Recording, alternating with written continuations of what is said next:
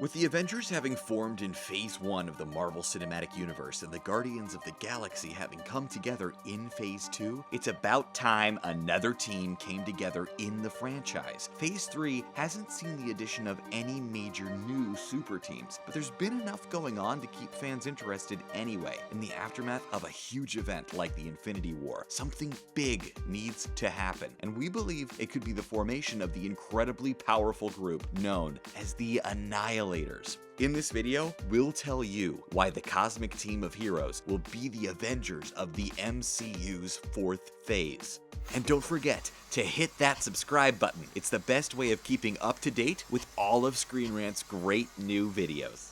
The Annihilators are one of the few heroic teams in Marvel Comics who, at any given time, tend to have a roster even more powerful than that of the Avengers. Having formed in 2011, the lineup includes the likes of Ronan the Accuser, Cosmo the Spacedog, Beta Ray Bill, Nova, Quasar, Ikon, Gladiator, and the Silver Surfer. And we have reason to believe that all of those characters could be prominent in the Marvel Cinematic Universe going forward. The team was formed to act as a deterrence to galactic war, after a string of universe-level threats had occurred in the Marvel comic book universe. Given that several major threats of that nature have occurred in the Marvel Cinematic Universe lately, it seems like Phase 4 could be the ideal time for a deterrence of that nature in the live-action franchise. With that in mind, this theory suggests that the Annihilators could indeed be the team who form over the course of MCU Phase 4, just like the Avengers did over the course of its first phase between 2008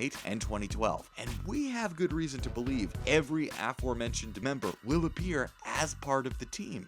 Ronan the Accuser has, of course, already appeared in the franchise. Lee Pace portrayed the character in 2014's Guardians of the Galaxy, and although he appeared to be killed off, he's set to reappear in 2019's Captain Marvel, which will be set retroactively in the 1990s. This could be due to Marvel Studios wanting to reintroduce him to audiences and show him in a different, more heroic light. Given that the Infinity War storyline could alter MCU's history, what with the Time Stone being a prominent plot feature, Ronan could very well be brought back to life. Moreover, the complex nature of the Infinity Stones could mean that his death, quote-unquote, in Guardians of the Galaxy was actually just his essence being absorbed into the Power Stone. And when Thanos eventually relinquishes the Infinity Gauntlet, Ronan could be set free from the stone with a new outlook on life. Cosmo the Spacedog is another character we've already seen in the MCU. In Guardians of the Galaxy, the telepathic Soviet Hound was shown to be one of the living exhibits in the museum of Tannelir Tivan, the Collector,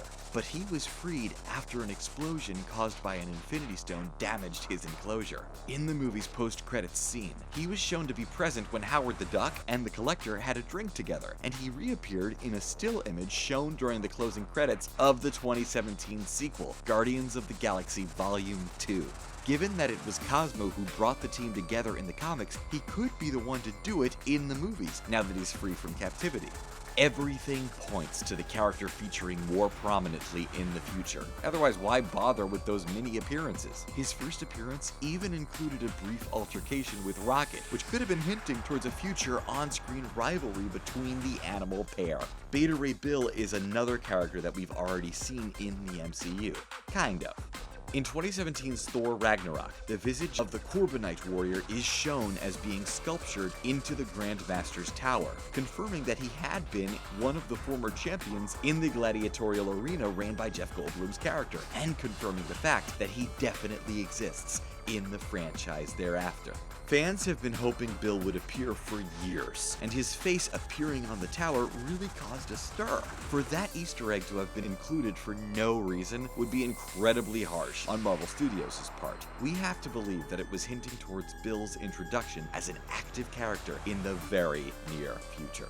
Next up is Nova, and although there haven't been any specific references to Richard Rider in the MCU to date, we were obviously introduced to the Nova Corps in Guardians of the Galaxy. In the comic books, Rider, a New York high school student, was selected to become Nova when the last surviving member of the planet Xandar's elite Nova Corps, Roman Day, was dying. In the MCU, Xandar is Thanos' first port of call in Avengers Infinity War. It's doomed, along with the Nova Corps, so sometime in the near future, we could see Day, who's played by John C. Reilly, choosing his successor as he dies. Ryder would then become the sole wielder of the Nova Corps' power, and another potential member of the live-action Annihilators. We now come to Quasar. And it was an extremely subtle reference in the MCU that has led us to believe he's coming to the franchise. In the opening scenes of 2012's Avengers movie, the setting was a S.H.I.E.L.D. base in which the Tesseract was being studied by Eric Selvig. In one scene on that base, a soldier was seen ushering people towards the exit when the Tesseract was behaving erratically, and a sign was briefly on show behind him with the words Project Pegasus on it. In the comics, Project Pegasus is an initiative that studies alternative sources of energy, in the same way S.H.I.E.L.D. was studying the Tesseract in the MCU, and it's associated with a number of prominent heroes, including Wendell Vaughn, aka Quasar, who has served as the project's head of security. Next up is Ikon, and although we haven't really seen anything suggesting she's coming to the MCU, the fact is, every super team needs a female character. The Avengers have Black Widow and Scarlet Witch, and the Guardians of the Galaxy have Gamora and Mantis, and there's no doubt whatsoever that an MCU version of the Annihilators would have a female member too. It's fairly obvious that Ikon would be that female member. The awesome Alpha class Galadorian Space Knight would be a great addition to the roster, and indeed, the franchise as a whole.